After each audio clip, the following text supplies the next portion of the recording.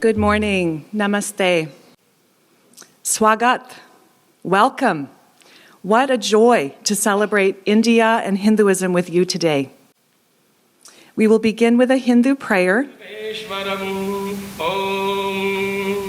Ishanas sarva vidyanam, Ishvaras sarva bhutanam, Brahmadipadir Brahmanodipadir Brahman, Shivo me astu sada shivom, Om Shanti Shanti Shanti. Adena krutena pujanenam, Saraswati Devi priyata navamam, Sarve bhavantu sukhinam, Sarve santu dhiramayaham, Sarve bhadrani pashyantum, Ma kaschit dukkha bhagavaveta om.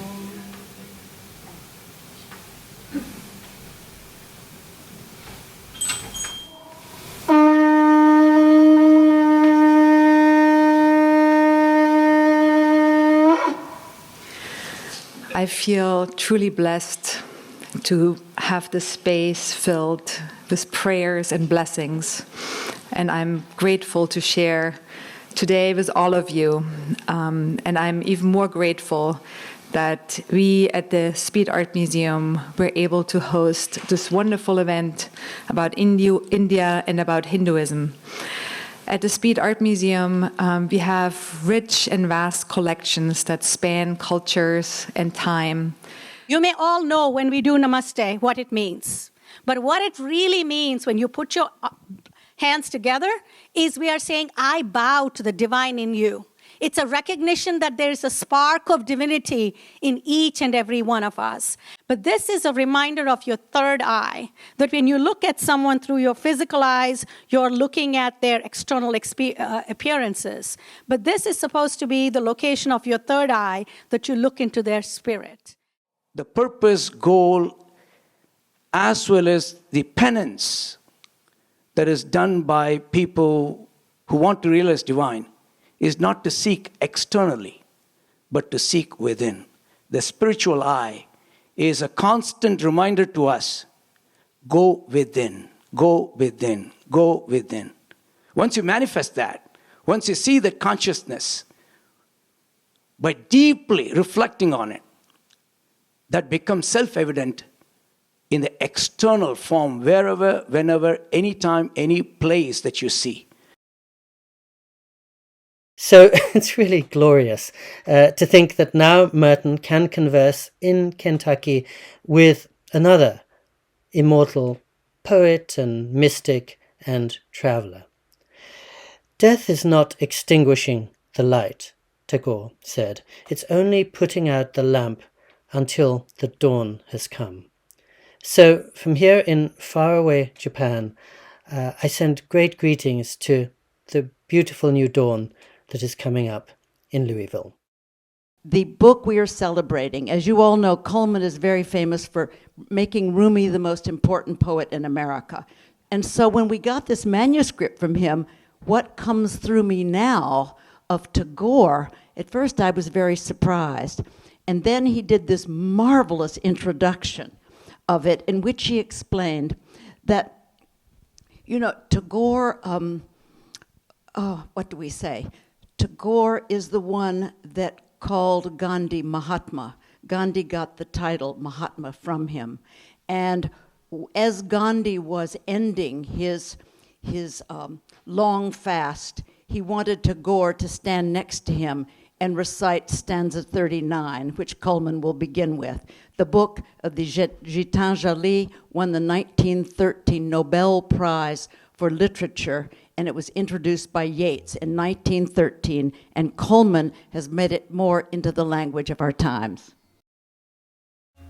When my heart is dry and impenetrable,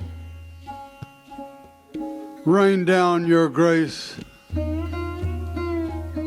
When I'm dull and without energy, send song through me. When the surrounding noise overwhelms, come with your silence and rest. When I'm crouched in a backroom corner like a homeless beggar, break open the door and take me into the majesty of friendship. When desire blinds me with illusion. Wake me up with thunder and the lit lamp of the soul. And I'm Lisa Starr. And in addition to being Coleman Barks' handler, which is no easy task, once in a while I write a few poems, and we've been to the Festival of Faith twice, and we're glad to be back. I've got 2 poems for you today. I wasn't sure what I would read, but staying in the home that we're staying in, so I have to, of course, thank Gray and Lopa and Rashab for their amazing hospitality. But the home that we're staying in, and several of you were there for dinner last night, it's the home itself is sacred. It's so filled with love. Moments like this become miracle, oracle. And I know in my deepest heart of hearts again that the whole world, this one, is just my own face in the mirror. And I know that I am the boat and the buoy and the rope. And like faith, that holy smoke, I am brilliant and bobbing and blue. Thank you. So you can apply this to the day, if you wish. All right. Merton said, "This morning there was a theological conference in chapter. As everyone sank into a blank clock-watching resignation, Father A went on persistently and almost unintelligibly, developing his chosen theme. I settled back, got myself sitting straight, started some yoga breathing, 5 or 6 pranayamas, some square breathing, then concentrated on the stream of air entering my nostrils and followed it in and out of the lungs. The time passed painlessly enough with this and the Jesus prayer." So Thomas Merton felt he owed a great deal to Ananda Kentish Coomaraswamy. His writing influenced Merton from his student days at Columbia University, where he said, "The transformation of nature in art was decisive in Merton's conversion, his road to the monastery, and the contemplative life up until his final years." And this is Ananda Kentish Coomaraswamy. And here he is. He brought Oriental art to America. And although at age 70 he made the decision to retire from the Boston Museum of Fine Arts, where he set up the gigantic collection, he went and gave his final goodbye and said he was going to take sannyas in India, but literally died the next day. And this was his wife, Dona Luisa. She's in the middle. She was Jewish. And here is his son, Rama Coomaraswamy, who was a surgeon in Greenwich, Connecticut, and Rama was an Eastern Orthodox and could give the Jesus prayer to people. And Rama one day was with his father and saw his father, Ananda Kentish Coomaraswamy, reading a book in Chinese. And Rama said, "Oh, I didn't know you know Chinese." And Coomaraswamy said, "Why, I don't, because I use a dictionary." He knew 36 languages. He could think in Pali, Sanskrit, Greek.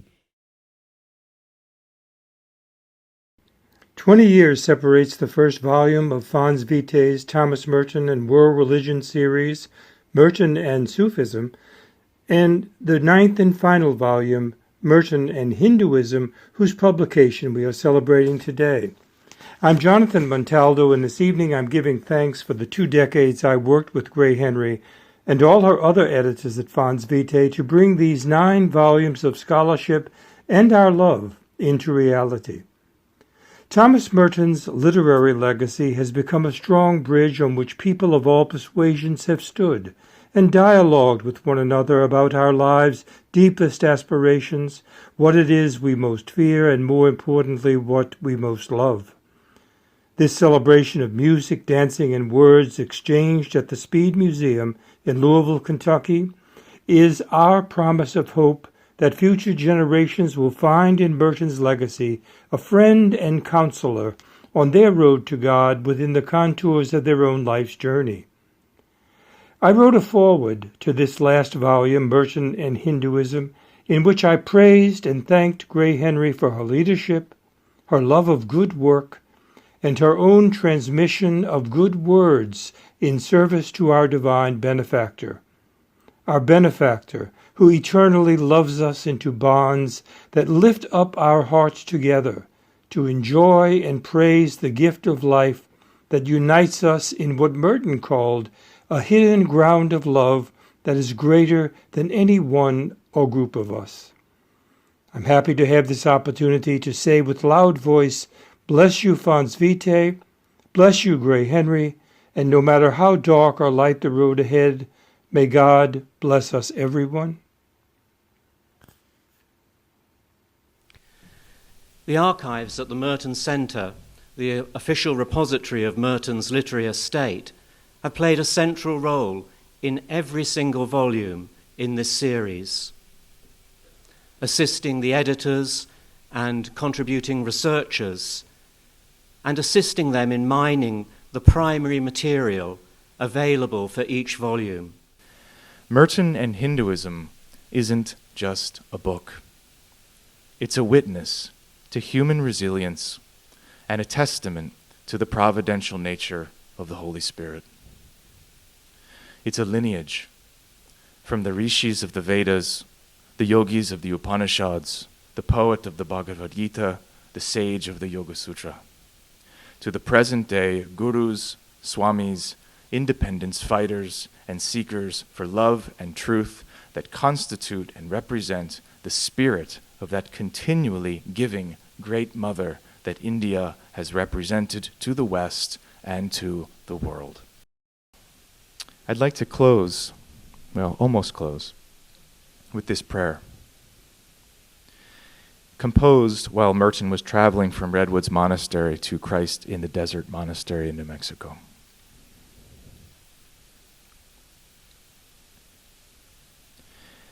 I am the utter poverty of God.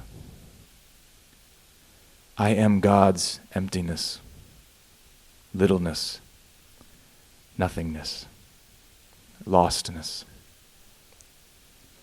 When this is understood, my life in God's freedom, the self-emptying of God in me is the fullness of grace. A love of God that knows no reason, because God is the fullness of grace. A love for God that knows no reason, because God is God. A love without measure. A love for God as personal. The Ishvar, the Lord, appears as personal in order to inspire this love. Love for all, hatred of none, is the fruit and manifestation of love for God. Peace and satisfaction. Forgetfulness of selfishness in the love for God. Channeling all passion and emotion into the love for God. I'm a Jesuit, a Catholic priest, I think maybe as was mentioned already, since the mid-1970s when I first went to Kathmandu as a young Jesuit. I have been engaged in the study of Hinduism, learning from Hindu theological traditions, ritual traditions, contemplative traditions, and gone back many times back and forth. And I suspect it's something about Merton's journey, his effort to synthesize and to bring together his own contemplative tradition with learning from the world's religions that has resonated with me as I, as a Jesuit in my own way, try to do my little bit in trying to also integrate my Jesuit identity with learning from the world's religions. But the beautiful scene where the Hindu monk brahmachari comes to New York, I thought, and I've always loved this being so providential, both of the content, but also the accidental way in which this providential event happened. As you recall, Merton mentions in the autobiography that he was on his own kind of search for meaning, flopping around doing this and doing that. This little monk, I think with Ked's sneakers on, comes in, chats with him, and tells him, you want to find spirituality? Read the classics of your own tradition. Read the work of Thomas à Kempis, The Imitation of Christ. Read things that of your own tradition, because if you don't go there, if you don't start there, you'll never find your way. And I think Merton prophetically says it almost seems as if God and God's magnificent plan for me made it possible that this little monk would come all the way from India to New York just to give me that message. We also learned that Merton was very interested in the Yoga Sutras.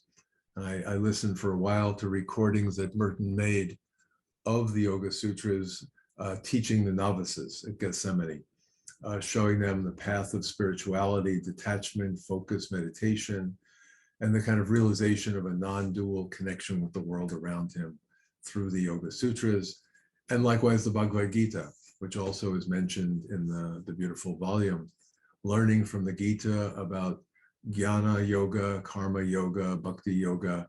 How do you combine in your life a way of knowledge, a way of service, and a way of devotion? And perhaps in some ways, Gandhi resonated with the Gita as well, saying the kind of ideal of the holy person in a pluralistic world that the Gita holds up was also what Merton was looking for in his own life.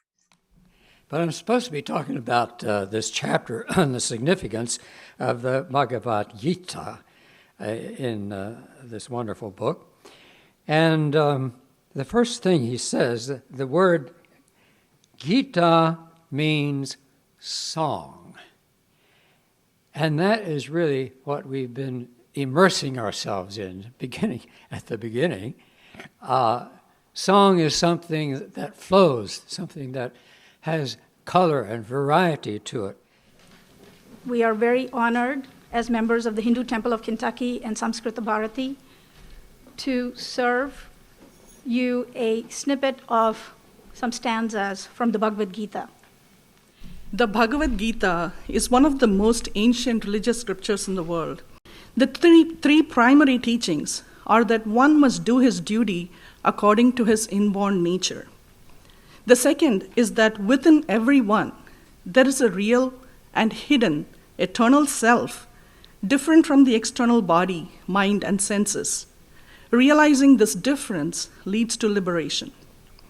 The third is about the omnipresence and omnipotence of God, who pervades all and envelops all. All that exists in this world and beyond is verily God.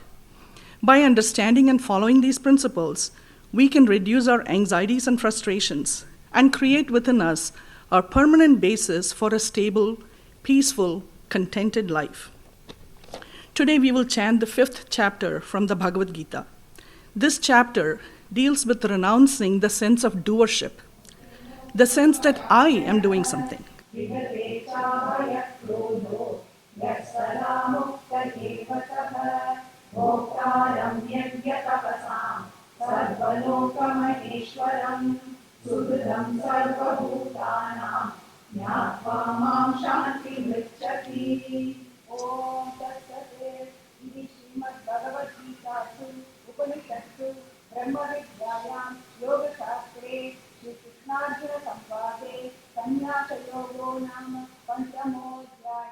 My family roots are from Russia. My father was born in Chita, Siberia, and his father, who he witnessed executed in the Russian Revolution, was a construction worker on the Trans-Siberian Railroad. My mother, by contrast, came from the Ukraine, was born in Kiev. What, you might ask? Another talk on Merton, another talk on Gandhi. Why? Why, in terms of Merton, no other writer writing in North America between 1948 and 1968 was more prolific and prescient of our modern condition, of our current condition. And that I first read 2 Merton articles that introduced me to key Gandhian ideas: ahimsa, or nonviolent resistance; Swadeshi, or self-reliance; Satyagraha, truth force; and Swaraj, self-rule. For Merton, Gandhi's whole life, including his activism and his death, exhibited the following commitment. And again, I'm quoting Merton. If love is not the law of our being, the whole of my argument falls to pieces. And I'd like to close with words of Gandhi, often known as Gandhi's talisman or advice to all of us. Whenever you are in doubt, when the self becomes too much, recall the face of the poorest and the weakest man or woman whom you have ever seen. And ask yourself if the step you contemplate is going to be of any use to him or her. Will it lead to Swaraj, to freedom for the hungry and spiritually starving millions? If so, then yourself will melt away. Words to live by. Thank you, Merton. Thank you, Gandhi.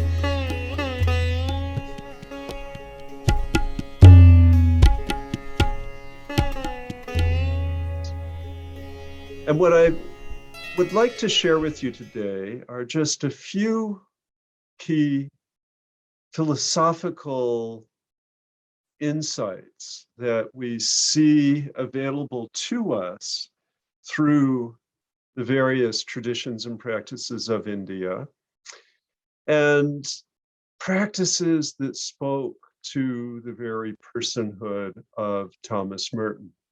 In the Upanishads, we have fourfold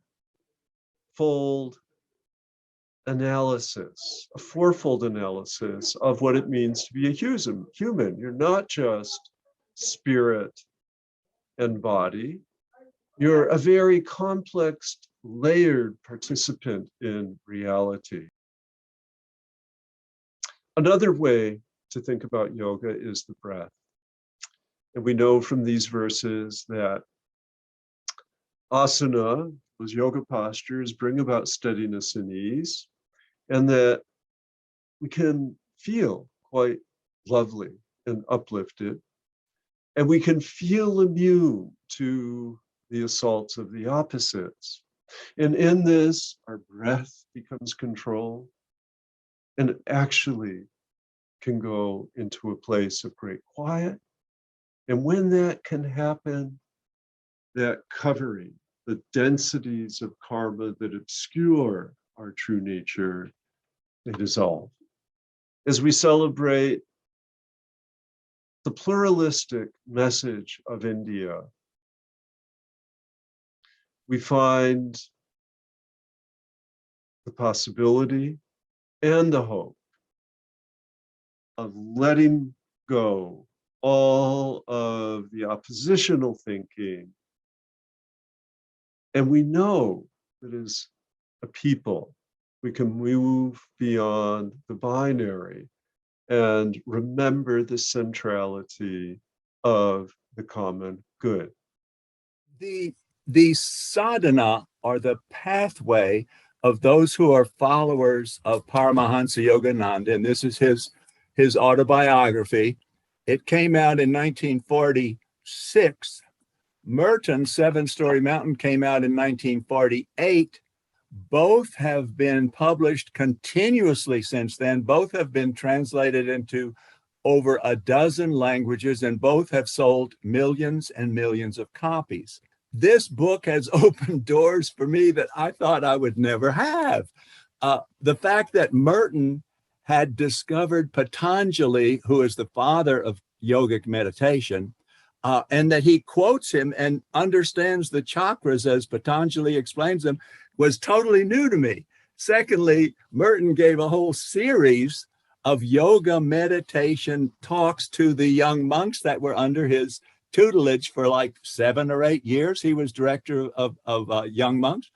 And also he even went to one of the nuns' monasteries where there were a convocation of 7 or 8 mothers general, and he gave them a 3-day workshop on yogic meditation. So I'm learning stuff I never thought I would have access to. Life must focus its energy on the false self that we are born with and that we think is the real self has got to die to the real self, which is the Christ self in us. Concentrate on the creative sound of God creating the world, which did not happen. They say 14.2 billion years ago, there was the big boom. I have no problem with that at all. I'm just saying that that was an assumption that time is a reality instead of just, as Einstein tells us, it's a now. We pass it into past, present, and future for convenience sake and so forth, but it's all really a now. And we become attached to that. Later in life, Chakravarti will become India's representative to the United Nations. Chakravarti was given great honor for his work with UNESCO. Chakravarti, early in the middle of the 1960s, wrote to Merton. Chakravarti simply said, you don't know me, but I teach now at Smith College in the United States, and the young women at Smith College would like to have a Thomas Merton evening. And they would like to have the evening in which some of your works would be read and spoken about, and people would be able to discuss the views of Thomas Merton, particularly in terms of social justice issues and peace.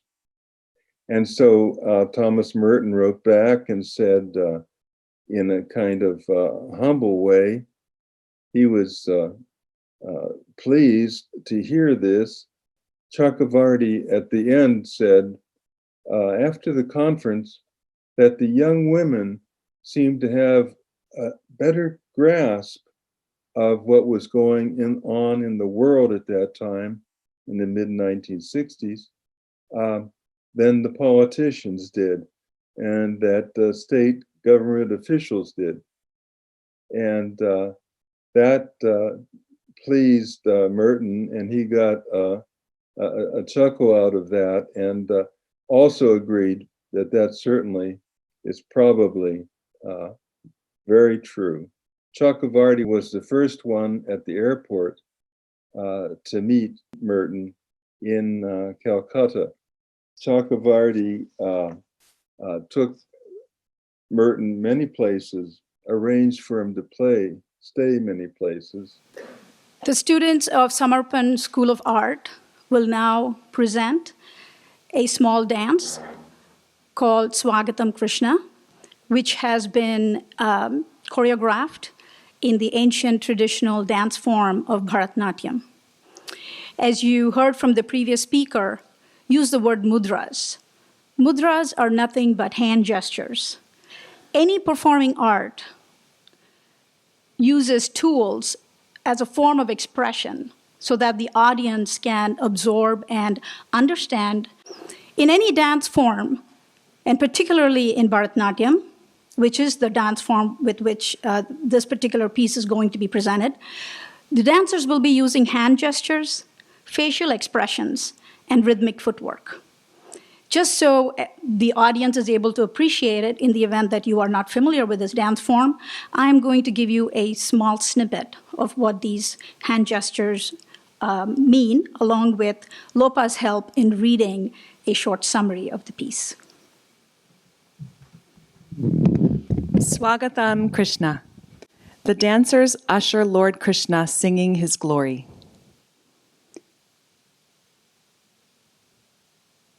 They say, "Dear Krishna, welcome into our homes. Welcome into our hearts and enrich our soul. The one that resides in Mathura, one who exudes tenderness and compassion to the good and is fierce and destructive to the evil. Welcome."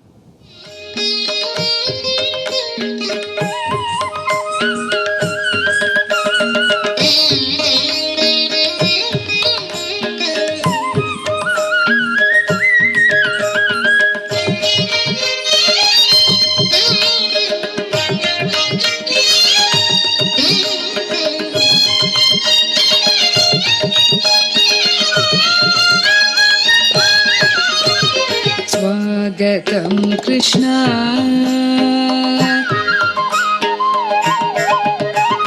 Swagatam Krishna.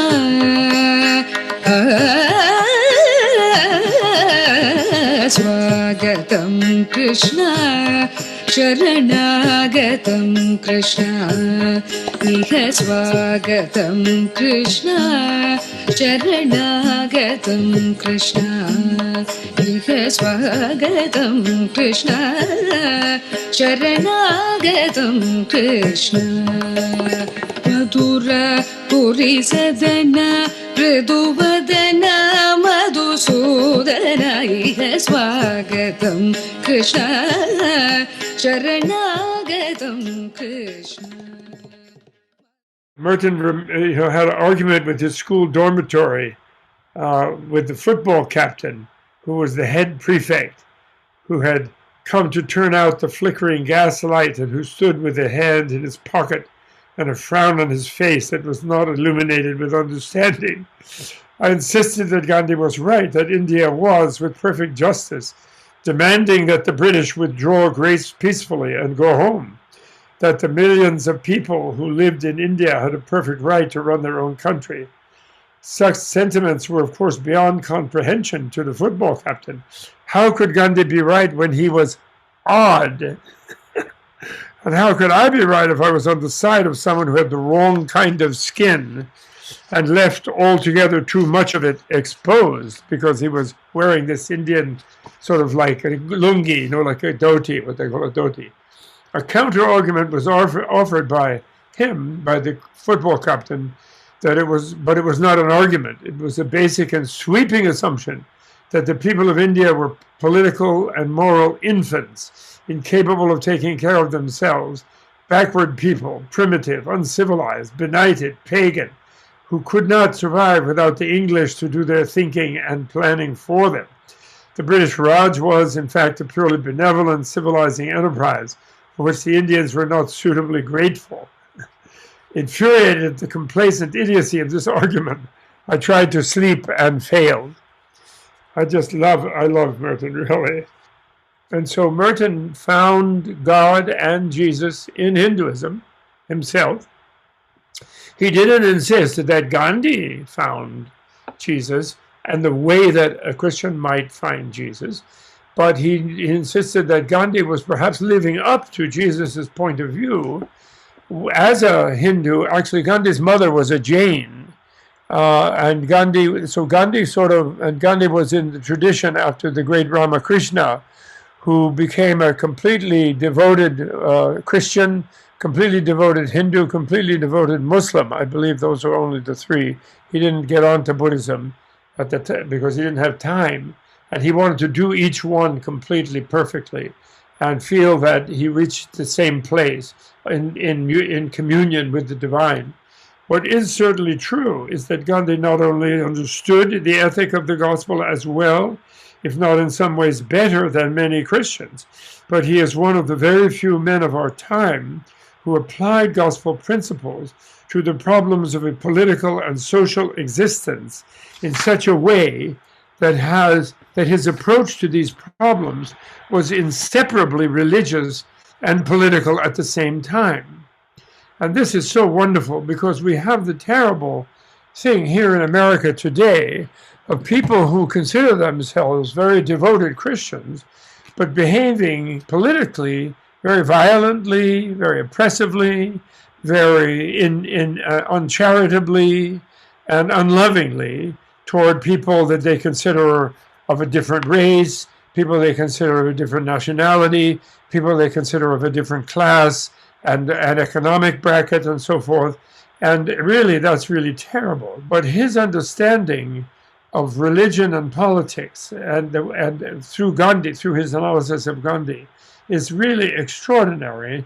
He says Gandhi's whole concept of man's relation to his whole inner being and to the world of objects around him was informed by the contemplative heritage of Hinduism, together with the principles of karma yoga, which, because Merton had read the Bhagavad Gita for sure, and which blended in his thought with the ethic of the Synoptic Gospels and the Sermon on the Mount. We are going to be screening the film Charlotte from 1964.